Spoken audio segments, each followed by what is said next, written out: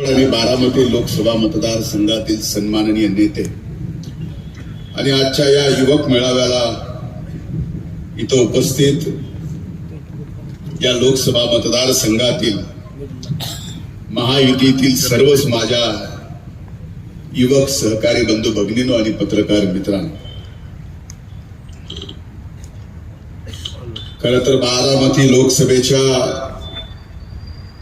2024च्या या निवडणुकीमध्ये प्रचाराच्या निमित्तानं दुपारी 2 वाजता बीडहून निघालो. म्हणजे आम्ही मराठवाड्यात आणि 5.5 तासाचा प्रवास करून बापू आपल्या सासवडला इथं आलोय. माझ्या अगोदरच्या अनेक मान्यवरांनी अनेक कारणं या लोकसभेची सांगितली.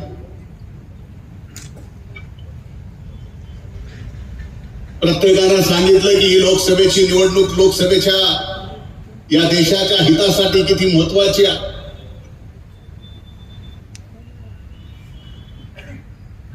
ही निवडणूक इथं भाऊबंदकीची नाही, ही निवडणूक देशाचे प्रधानमंत्री मोदी होणार का आणखीन कोण होणार याची आहे.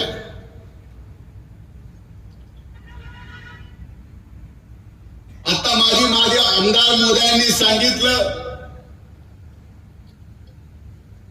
आणि त्या घटनेचा वर्णन करत होते त्यावेळेस मला आठवत होतं की बहुतेक काल परवा कुंजीर साहेबांनी आर्टिकल 370 बघितला असावा.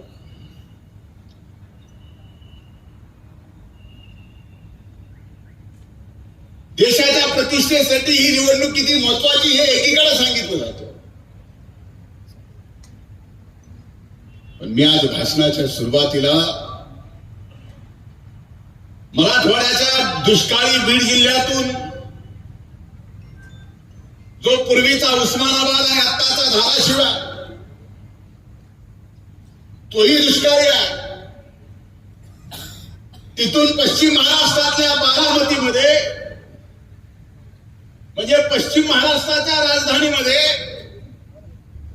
पवारांच्या घरी जी आमची मराठवाड्याची लेक सून म्हणून दिली गेली, ज्या सुनाला आज बाहेरचं म्हणलं जातं, त्या सुनाला विजय करण्यासाठी मी आपल्याला हात जोडून म्हणजे माझ्या बहिणीला विजय करण्यासाठी हा माझ्यासाठी प्रतिष्ठेचा. ही निवडणूक माझ्या मराठवाड्याच्या मातीसाठी प्रतिष्ठेची. ही निवडणूक मराठवाड्यातल्या प्रत्येक माय माऊलीसाठी प्रतिष्ठेची आहे, जी याच पश्चिम महाराष्ट्रात सून म्हणून आलेली आहे. ही निवडणूक माझ्या मराठवाड्यातल्या या पश्चिम महाराष्ट्रातल्या प्रत्येक माय माऊलीसाठी प्रतिष्ठेची, अभिमानाची, स्वाभिमानाची आहे. की घरी सून आली तरी आपण तिला लेक मानतो, याची शिकवण आज कुठेतरी या निवडणुकी 2024 विसर पडायला लागला आणि एवढी संकुचित मनोवृत्ती व्हायला लागली या निवडणुकीत की या देशाचं भवितव्य ठरवायचं आहे. या लोकसभेच्या निवडणुकीतून एका परिवाराचं भवितव्य ठरवायचं आहे. हे मात्र आपल्याला या निवडणुकीत नक्की ठरवावं लागेल. एकीकडे मोदी आहेत, ज्यांनी संबंध देशामध्ये राहणाऱ्या प्रत्येक जाती धर्मातल्या माणसाला स्वतःचा कुटुंब म्हणून 10 वर्षामध्ये जगाच्या पाठीवर एवढं प्रतिष्ठित देशाला केलाय. कदाचित आपल्यापैकी अनेक जणांना माहित आहे का नाही, माहित असेलही, पण आज मोदी साहेबांनी आपल्या देशाची प्रतिष्ठा एवढी वाढवली आहे की जर इतर देशातला एखाद्या पंतप्रधानाच्या मंत्रिमंडळातला मंत्र्यांनी आपल्या देशाच्या विरोधात एक शब्द जरी बोलला तर त्या देशाच्या प्रधानमंत्र्याला त्याच्या मंत्रिमंडळातल्या मंत्र्याला काढून टाकावं लागतं. ही प्रतिष्ठा मोदी साहेबांनी या 10 वर्षात या देशाची जगात निर्माण केली. ही निवडणूक त्यासाठी महत्वाची आहे. ही निवडणूक यासाठी महत्वाची आहे. मी आता बापूंना सांगत होतो मधल्या काळामध्ये जे काय चाललं होतं, जे चाललं होतं ते बापूंना सांगितलं.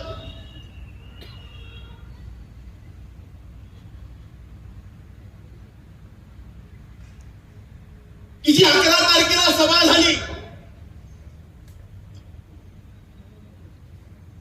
या पुरंदरमधली ऐतिहासिक सभा, ज्या सभेला तुम्ही वेगवेगळे नाव दिले असतील, पण ती सभा संपल्यावर आदरणीय दादांना मी फोन करून त्या विजयी सभेला, त्या सभेला मी नाव दिलं. ती म्हणलं ती जी सभा झाली पुरंदरची बापूंच्या सोबत तुमची एकत्रित, ती सभा म्हणजे विजयाचीच सभा आहे.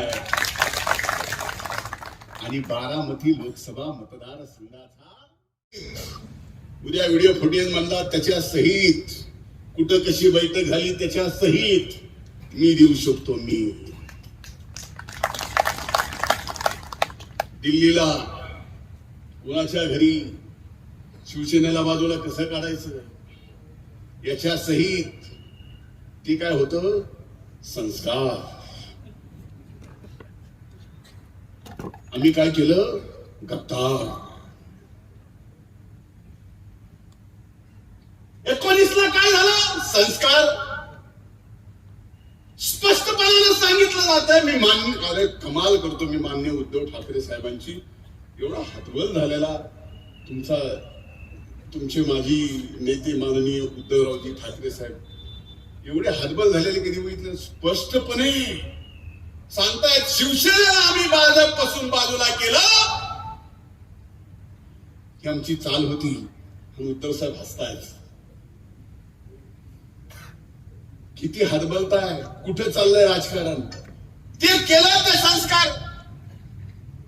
आणि भारतीय जनता पार्टीने शिवसेनेच्या शिंदे साहेबांना घेऊन राज्याचं मुख्यमंत्री केलं, तर भारतीय जनता पार्टी गद्दार.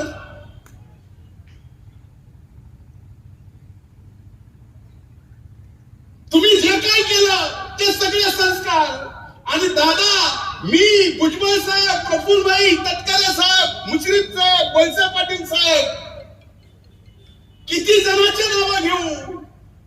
अरे एवढेच नाही, एक वेळ अशी आहे की राष्ट्रवादी काँग्रेस पक्षाच्या त्या काळातल्या 53 आमदाराच्या सायासहित भारतीय जनता पार्टीला समर्थन दिलेला कागद तुम्हाला दादा कधी दाखवतील का नाही माहित नाही, पण कधीतरी जीवनात मी एकदा दाखवणार आहे.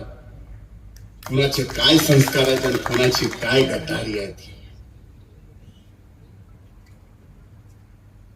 मी इथं आलो जबाबदारीपूर्वक बोलवायला, मी तर आलोय प्रत्येक आव्हान स्वीकारायला, पण याच्यासाठी नाही. ही भावबंदकीची लढाई नाही, ही लढाई विकासाची आहे. ही लढाई देशाच्या नेतृत्व ठरवण्याची आहे. ही लढाई सकाळी 5 वाजल्यापासून रात्री 12 वाजेपर्यंत आपल्या या परिसरामध्ये एक छोटं काम चालू आहे. त्या कामाची पाहणीपासून एक MP इथं सिंचनासाठी येण्यापासून ते बापू सारखे समर्थ माणसं, व्यासपीठावर असलेले समर्थ माणसं सोबत घेऊन आपल्या भागाचा विकास कसा करावा ह्या दूरदृष्टी ठेवणाऱ्या अजित दादांना आपण हात जोडून समर्थन, बहिणींच्या घड्याळीला मत देऊन करावं एवढी हात जोडून विनंती करायला. मला सांगा, देश तर सगळा म्हणतोय आपकी बार 400 पार. देशातल्या 140 कोटी पैकी 100 कोटी जनतेला जर आज विचारलं की देशाचा प्रधानमंत्री कोण होणार आहे, ते 4 जूनच्या अगोदर आजच सांगेल मोदी साहेब. जर हे निश्चित आहे तर मी इथला खासदार सुद्धा आपल्या विकासासाठी आपण मोदी साहेबांच्या पाठीमागे उभा नाही करायचा. ही आपली प्रतिष्ठा नाही आहे. अरे ज्यांना प्रतिष्ठा द्यायची होती त्यांना प्रतिष्ठा दिली. चांगलं झालं वाईट झालं आम्हाला कुणाच्या बाबतीत टीका करायची नाही, पण मी ज्या अजितदादांना ओळखतो मला माहिती आहे की अजितदादा कधी आदरणीय पवार साहेबांचा थुक्का सुद्धा ओंडाळून कधी राजकारण केलेलं नाही.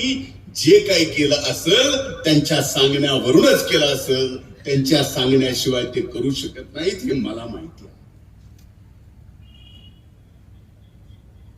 पण दादांना सांगायचं एक, करायचं दुसरं, झालं तिसरं की दादा खलनायक. ह्याच्यासारखं सोपं राजकारण तुम्हाला आता दिसतंय. म्हणून माझी आपल्याला हात जोडून कळकळीची विनंती आहे, आज या महायुतीमध्ये मोदी साहेब देशाची तिसऱ्यांदा प्रधानमंत्री पदाची जबाबदारी घेत असताना आपल्या सर्वांचं एक मूलभूत कर्तव्य आहे की देश विकासाकडे जातोय. 10 वर्षात देश आज तिसऱ्या नंबरवर गेलाय. या 5 वर्षात मोदी साहेब पुन्हा प्रधानमंत्री तिसऱ्यांदा झाल्यावर हा देश विश्वगुरु झाल्याशिवाय राहणार नाही. पण हा देश विश्वगुरु होत असताना आपला हा बारामती लोकसभा मतदारसंघ त्या देशाच्या प्रगतीसोबत कुठं आहे याच्यासाठी ही निवडणूक फार महत्वाची आहे. आणि ज्या वेळेस बारामती लोकसभा मतदारसंघाच्या विकासाचा बरोबरी देशाच्या विकासाबरोबर होईल, त्यावेळी विचार करा. अगोदरच तुम्ही लई श्रीमंत माणसं आहेत, आम्ही तर तिकडून तुमची पाण्यावर किती टीएमसी ह्याच्यावर चर्चा आहे, आम्हाला गिलासानं पाणी प्यायचं ह्याच्यासाठी विचार करावा लागतो. तुमचं तळे भरायचं चाललोय, आमच्या घरात माठ भरायची आम्हाला. ही प्रगती आहे, हा फरक आहे तुमच्यात आणि आमच्या संघात. त्या लढाईत बापू माझ्यासारखा राजकीय बळी माझ्यासारख्याचा कधी कुणी त्या काळात दिला असता आणि माझ्यासारख्याचा बळी देऊन विसरून नाही गेले असते. म्हणून मी कायम म्हणत आलेलो आहे आणि आज एक ठामपणाने या महायुतीच्या युवक मेळाव्यात बोलतोय. महाराष्ट्राच्या राजकारणामध्ये अनेक नेते शब्दाला जागणारे असतील, पण मी माझ्या डोळ्यांनी पाहिलेला, मी माझ्या हृदयाने अनुभवलेला आणि माझ्या कानाने ऐकलेला एकमेव नेता, त्याचं नाव आहे अजितदादा पवार. शब्द दिला की पाळणार बापू. त्यामुळं आप दोनों तो जानी दुश्मन भी थे, आप तो जानी दोस्त बन गए हो. तो ये दोस्ती कुछ रंग लानी चाहिए, दोस्ती में कुछ बहार आनी चाहिए. ही लोकसभेची आहे, उद्या आपल्याला विधानसभेची निवडणूक आहे. त्यामुळे या लोकसभेच्या निवडणुकीत एकदा का या सहानुभूतीच्या, भावबंदकीच्या, गद्दारीच्या, संस्काराच्या, भलाण्याच्या, विस्ताराच्या पलीकडे जाऊन या देशाच्या प्रतिष्ठेसाठी तुम्ही जर मतदान केलं आणि सुनेत्राताईंना घड्याळाच्या समोर बटन दाबून मोदी साहेबांच्या पाठीमागे उभं केलं, तर बापू जे तुमचं स्वप्न तुम्ही मला आता सांगत होतात की 1100 एकर जमीन तुम्ही आयटी पार्क साठी देताय, 350 कंपनी आज आयटी पार्कला जागा नाही म्हणून पुण्यात वाट बघताय, हे स्वप्न बापू मी तुम्हाला सांगत आलो. मला बापू बरंच काही सांगायला म्हणलं, बापू मी पण 93 पासून पुण्यातच राहिलेलो आहे. मोह आयुष्य 93 ते 99 पुण्यातच गेलंय. मी शिकायला सिम्बॉयसिस कॉलेजला होतो, राहायला फ्लॅटवर होतो, दुपारचं जेवण बारामती हॉस्टेलला करायचो, जेवणानंतरचा चहा बीएमसी हॉस्टेलला घ्यायचो, 4 वाजताचा चहा मराठवाड्याच्या हॉस्टेलला प्यायचो आणि त्याच्यानंतर संध्याकाळी रुपाली वैशाली आणि फर्ग्युसन हॉस्टेलचं हॉस्टेल बघायचो. आणि आठवड्यातून 4दा का होईना पश्चिम महाराष्ट्रातल्या कुठल्या तरी एका ठिकाणी जाऊन निवार जेवायचो. हे मी मोटरसायकलवर फिरून केलेलं आहे बापू, त्यामुळे मला हे सगळं माहिती आहे. हा बदल झालेला सुद्धा मी माझ्या डोळ्यांनी बघतोय. आणि ज्या वेळेस हा बदल बघतोय, तर बदल बघत असताना मागच्या 35 वर्षामध्ये अविरतपणे ज्या दादानी या मातीतला प्रत्येक माणूस आपला आहे म्हणून या भागाचा विकास केला, तो विकास आज आपल्या सगळ्यांच्या समोर दिसतोय. आणि त्याच दादांच्या पाठीमागे मोदी साहेबांचे देशाचे प्रधानमंत्री म्हणून आशीर्वाद बहिणीच्या रूपाने या ठिकाणी, ताईच्या रूपाने, आपल्या सुप्रिया सुनेत्रा ताईच्या रूपाने जर या ठिकाणी मिळाला, तर मी आपल्याला सांगतो, तुमचा बदल इतक्या झपाट्याने होईल, इतक्या झपाट्याने की मर्यादा नाही. आता मला सांगा, ह्या मतदारसंघाचं सगळं वैभव फक्त शिल्पी खाण्यात घालायचंय का? या मतदारसंघाचा विकास फक्त संसद रत्न पुरस्कार गोडाऊन मध्ये भरून ठेवून होणार आहे का? गोडाऊन मध्ये भरून ठेवून होणार आहे?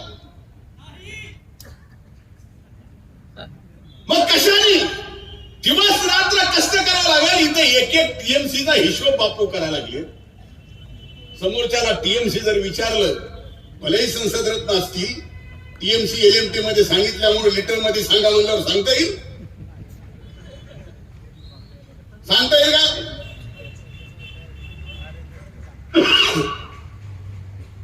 म्हणून मला आपल्याला सांगायचं आहे, राजकारण आहे, लोकशाही आहे, निवडणुका चालू आहेत, एकमेकावर आरोप चालू आहेत, प्रचार चालू आहे. कुणी काय प्रचार करतात, कुणी काय प्रचार करतात, याच्यापेक्षा महत्वाचं आज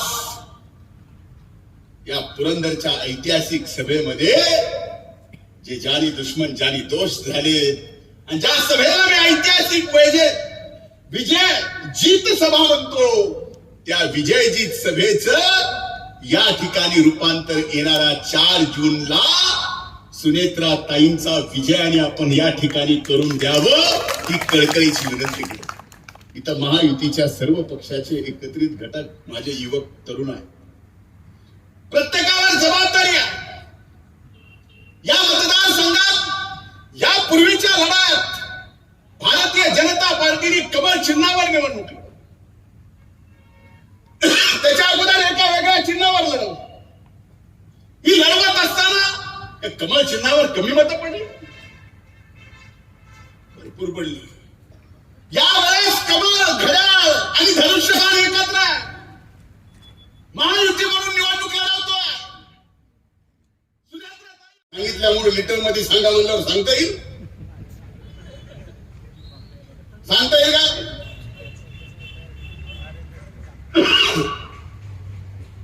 म्हणून मला आपल्याला सांगायचं आहे,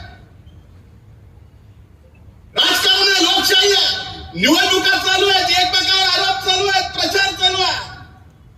कुणी काय प्रचार करतात, कुणी काय प्रचार करतात, याच्यापेक्षा महत्वाचं आज या पुरंदरच्या ऐतिहासिक सभेमध्ये जे जानी दुश्मन जानी दोस्त झाले, आणि ज्या सभेला मी ऐतिहासिक विजय जीत सभा म्हणतो, त्या विजयजीत सभेचं या ठिकाणी रूपांतर येणाऱ्या 4 जूनला सुनेत्रा ताईंचा विजयाने आपण या ठिकाणी करून द्यावं, ही कळकळीची विनंती केली. इथं महायुतीच्या सर्व पक्षाचे एकत्रित घटक, माझे युवक तरुण आहे, प्रत्येकावर जबाबदारी आहे. या मतदारसंघात या पूर्वीच्या लढ्यात भारतीय जनता पार्टीने कमळ चिन्हावर निवडणूक, त्याच्या अगोदर एका वेगळ्या चिन्हावर लढवलं. ही लढवत असताना कमळ चिन्हावर कमी मतं पडली, भरपूर पडली. यावेळेस कमळ, घड्याळ आणि धनुष्यबाण एकत्र आहे. महायुती म्हणून निवडणूक लढवतोय. सुनेत्राताई, अजितदादा पवार आपले उमेदवार आहेत. सगळ्यात मोठं आव्हान भारतीय जनता पार्टीच्या माझ्या जुन्या सगळ्या सहकार्यांवर, इथं तरुणांवर, या मतदारसंघातला बहुसंख्य मतदार जो त्याला फक्त कमळावर मतदान करायचं माहितीये, त्या मतदाराला तुम्हाला जाऊन सांगावं लागेल की या वेळेस मशीनवर कमळ नाही, तिथं घड्याळ आहे. कमळ म्हणून आपल्याला ते घड्याळ दाबायचंय आणि सुनेत्राताईंना या ठिकाणी प्रचंड मतानं विजय करायचा. आणि हे आव्हान तुम्हाला घ्यावं लागेल. आज आपण या ठिकाणी पाहता, ही परिस्थिती बघता, या सगळ्या परिस्थितीतून हे आव्हान जर तुम्ही स्वीकारलं नाही, तर आजपर्यंत झालेला जो विकास, आजपर्यंत आघाडीच्या भागाला आज देशाच्या एका उंचीवर नेऊन ठेवलाय विकासाच्या, त्याला कुठेतरी नजर लागेल. हे मात्र निश्चित सांगतो आणि हात जोडून कळकळीची विनंती करतो की आमच्या मराठवाड्याची लेक, आमची बहीण तुमच्या घरात सून म्हणून आली आहे. अरे ज्यांनी घरच्यांनी सुनेला बाहेरचं समजलं, पण तुम्ही तर समजदार आहेत. हात जोडून तुमच्यावर तर विनंती करतो, तुम्ही तरी स्वीकारा. तुम्ही समजदार आहेत, तुम्ही तर स्वीकारा.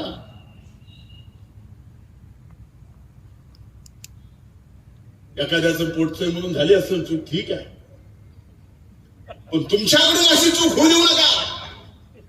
आणि ती चूक जर झाली, आजपर्यंत पिढ्याने पिढ्या जसं चांगलं हो झालंय, तसंच पिढ्याना पिढ्या आपल्या ह्या चांगलेपणाला कुठेतरी नजर लागेल, एवढंच हात जोडून कळकळीचं आपल्याला या ठिकाणी विनंती करायची आहे. 7 तारखेला मतदान आहे. बापूंनी बापूची जबाबदारी घेतली आहे. इथलीच नाही तर भोरची सुद्धा घेतली आहे. ज्यांनी त्यांनी आपल्या आपल्या पद्धतीने जबाबदारी घेतली आहे. माझ्यावर सुद्धा बीडची जबाबदारी आहे, धाराशिवची जबाबदारी आहे. परभणीचा काल प्रचार संपला, उद्या मतदान आहे, तिथली जबाबदारी होती.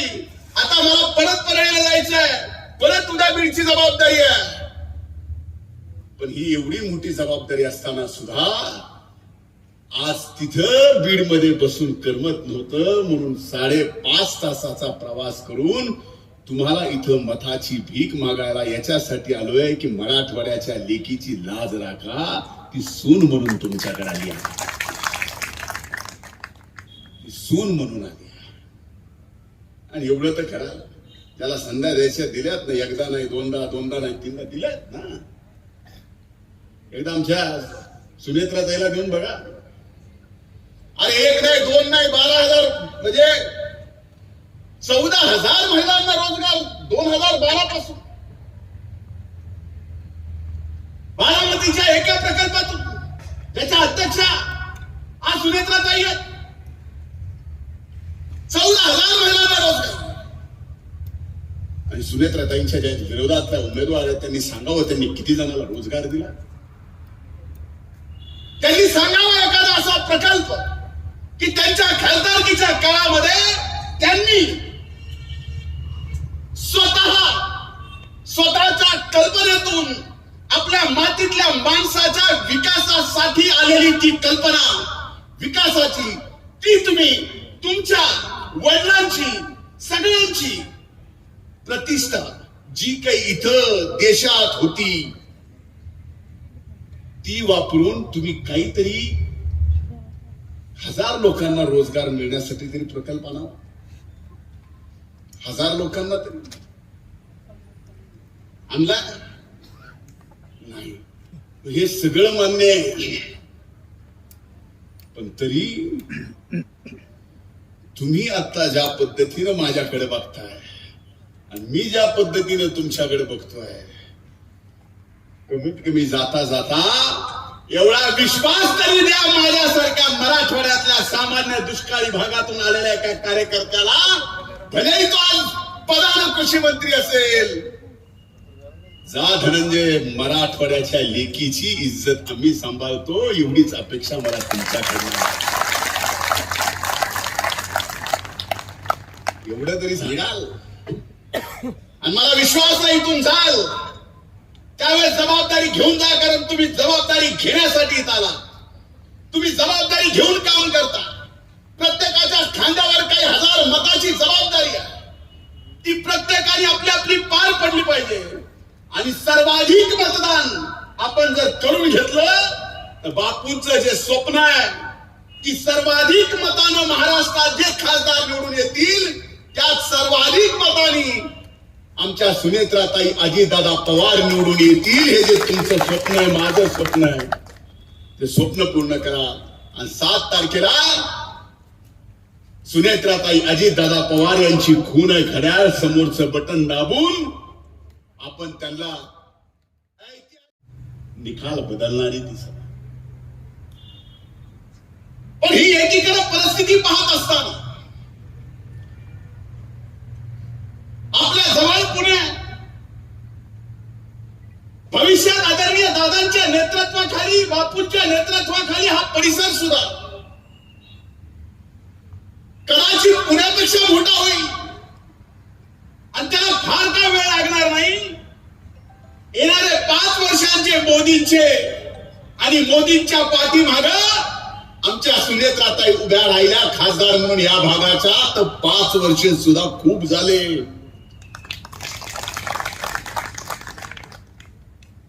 पण इथं या निवडणुकीत या बाबतीत प्रचार होताना दिसत नाही. लोकसभेची निवडणूक घमासाम एकीकडे चालू असताना टीव्हीवर 7:30 वाजल्यापासून जशी लोकसभा चालू झाली तशी आपल्या इथं IPL चालू झालं.